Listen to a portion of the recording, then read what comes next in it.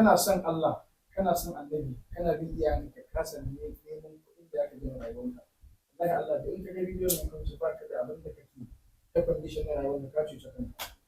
Amma dan tsarki ruhin manzon Allah, dan darajar su ko ta tsakanin sayyidina Usman da manzon Allah, in kana sa da ka ga bidiyon nan kan shi da gaba mutane su amfana. Billahi allazi la ilaha illa huwa dan uwa Qur'ani da ka samu lead kafa uku za a rubuta maka.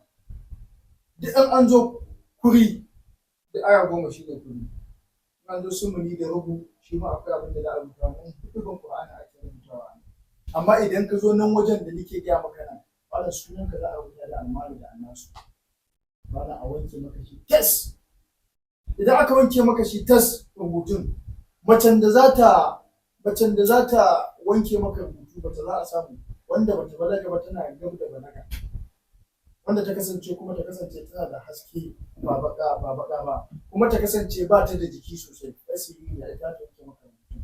Idan aka wanke maka malam da za ka raba rubutun nan kafa 67 za ka sha shi kwana 67.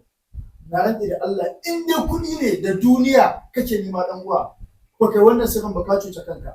Duk mutumin da ya wannan bai samu kuɗin da duniya ba, bai kira ni ya gaya min ba, Allah ya tsine mai albarka. Duk wanda ya gani bai gwada ya ba, na rantse Allah ka je ka gwada sai yayi. Barkan manzo Allah a sharin da koya.